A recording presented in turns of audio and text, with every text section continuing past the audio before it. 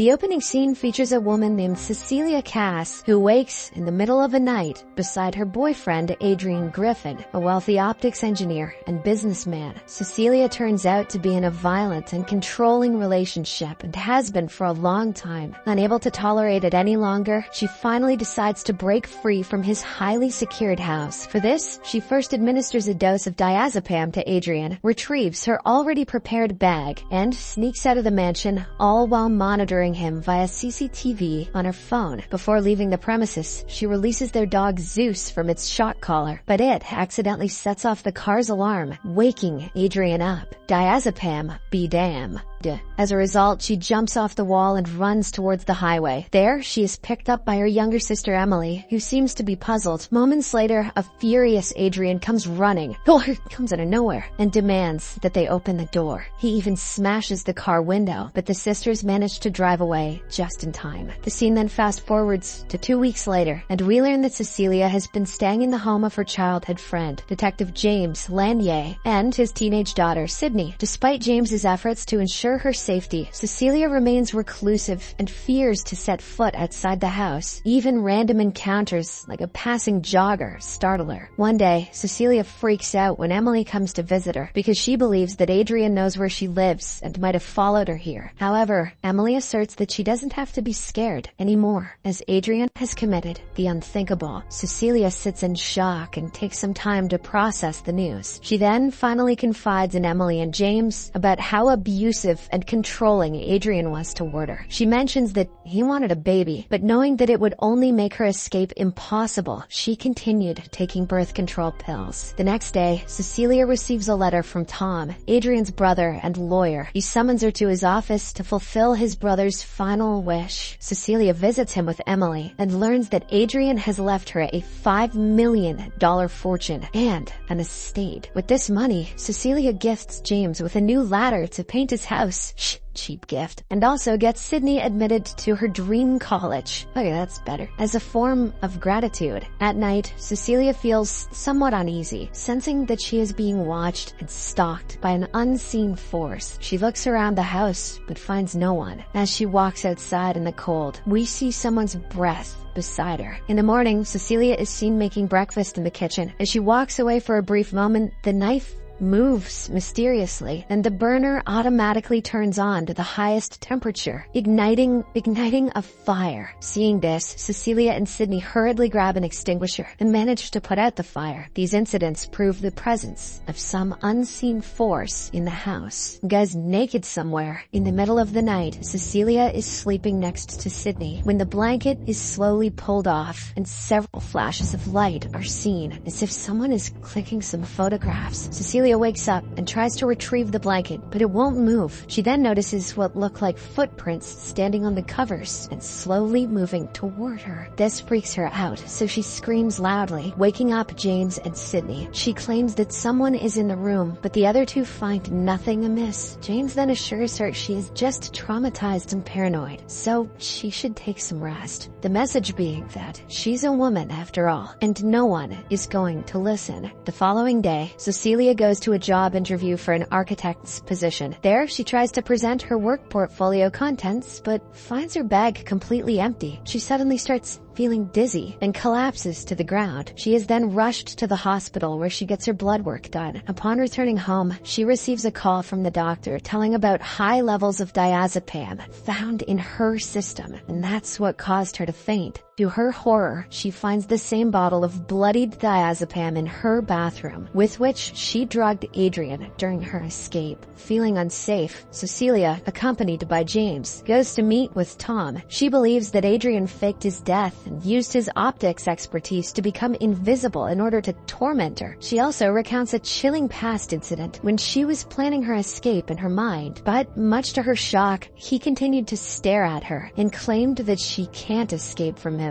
at any cost. However, Tom rebuffs her idea since he has an urn with Adrian's ashes. He also presents her with crime scene photos to confirm that Adrian indeed committed the unthinkable. After this, Cecilia goes to talk to Emily, who is surprisingly extremely angry with her, having received a hateful email from her account. Confused, Cecilia insists that she didn't send it and that Adrian is doing all of this. However, her sister does not believe her claim and shuts the door on her. Back home, Cecilia checks her email and discovers the message sent from her account, causing her to have an emotional breakdown. And the acting is really good. A short while later, Sydney walks in and tries to cheer her up. Right then, an unseen force strikes Sydney in the face, making her think that Cecilia did it. Terrified, the girl screams and summons her father. James is enraged at Cecilia, but he decides to take his daughter out of the house to a safer place at first. Now that she is alone at the house, Cecilia tries various tactics to catch the unseen figure, whom she believes is Adrian. She spills coffee grounds on the floor and stays in the bedroom waiting for him. She should have said, "Marco." Not long after, she tries to call Adrian's cell phone and hears it vibrating in the attic. Climbing up, she finds her work portfolio and Adrian's phone with several photos of her asleep. At the same time, she receives a text message saying, "Surprise." In a state of panic, she dumps a bucket of paint down the attic trapdoor, and it surprisingly coats the invisible figure. "Ooh, my favorite color. You remembered, babe." After making her way back downstairs, she hears the kitchen sink running. Upon heading to check, she discovers that the figure has washed the paint off, as if it's that easy. In a self-defense move, she grabs a knife, but she is soon grabbed by the neck and thrown across the room. A violent struggle ensues, but Cecilia somehow manages to escape from the house. She hurriedly grabs an Uber and heads to Adrian's mansion near a sea coast. Upon arrival, she makes her way to Adrian's research lab in the basement. There,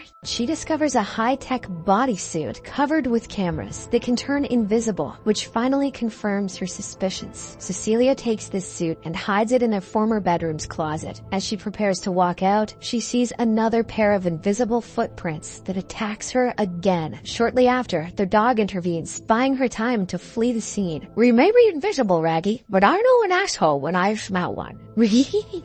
Cecilia then sets up a meeting with Emily at a restaurant and apologizes while also explaining that she loves her. Emily's skepticism starts to melt as they begin to bond, after which Cecilia proceeds to disclose about the invisible suit at Adrian's lab. Just then, in a moment of eerie quiet, the invisible man slits Emily's throat and places the knife in Cecilia's hand, framing her for murder. In the aftermath, a shocked Cecilia is arrested and moved to a sanitarium. She continues to scream that Adrian killed her sister until she is strapped down and sedated. Afterwards, Cecilia is tested and interrogated for allegedly killing Emily. In defense, she tries to explain herself, but she senses Adrian's presence in the room and hesitates to do so. While awaiting trial, Cecilia is remanded to a psychiatric hospital where she learns an astonishing revelation. She is pregnant. She's going to give birth to a little invisible baby. A few days later, Tom comes to visit her and offers to get her charges dropped on one condition: give birth to the baby and return it to Adrian. Here, it is revealed that Tom helped stage his brother's death and was working with him the whole time. He further discloses that Adrian knew that she was taking birth control pills, so he swapped them with something else, which is how she got pregnant. Tom also says that she will lose the fortune and will be admitted permanently to this institution if she doesn't accept the deal. However, Cecilia, who is still devastated by her sister's death, turns him down. She throws Tom's belongings off the table, giving her a chance to steal one of his quill pens. Her master plan is to pretend that she's like Shakespeare. Later, in her room, Cecilia prepares to commit the unthinkable with the same pen. Oh, that's O. But the invisible man stops her. Turns out this was bait, and Cecilia uses this opportunity to stab him with the pen. This causes his suit to glitch, and for him to appear and disappear at random. Just then, a patrolling guard walks inside, only to be stunned by the glitching figure, who then beats him down. Cecilia tries to run as more guards come, but the invisible man incapacitates them all before escaping into the stormy night. Cecilia follows him to the parking lot, where she confronts him. In order to protect her unborn child, the invisible figure instead threatens to attack those she loves, starting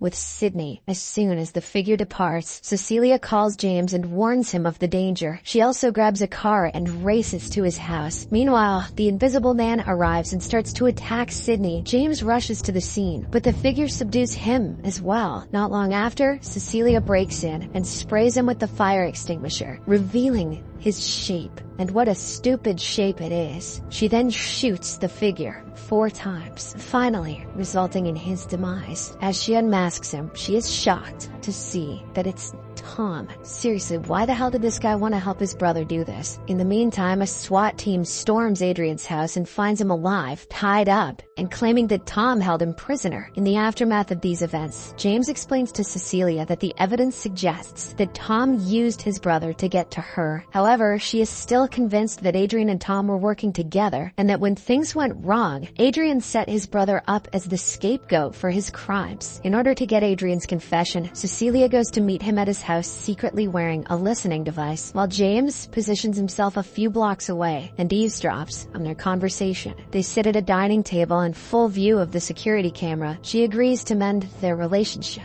but only if he confesses that he was the mastermind behind all of this. Adrian insists that Tom was responsible and claims that this experience changed his outlook on life and how he treated her. After Adrian says the word surprise, Cecilia excuses herself and heads to the washroom. He always used to say that word, she thinks, his favorite word in all the land. Meanwhile, Adrian senses something amiss when his head is suddenly jerked back and his throat is slashed. As a result, he collapses to the ground and starts bleeding heavily. Cecilia returns to the dining room and appears shocked. She instantly calls the police, reporting an apparent self-kill in a panicky tone. Out of the camera's sight, however, she coldly stares at a dying Adrian and taunts him, indicating that she had used the spare bodysuit to kill him. She then walks away from the scene, leaving him to die on the floor. James, who hears the commotion, rushes in and stumbles upon Cecilia walking out with a fearless expression on her face. She asserts that Adrian committed the unthinkable, but he soon spots the suit and realizes that she did it. Despite this realization, James appears to have no choice but to believe in her story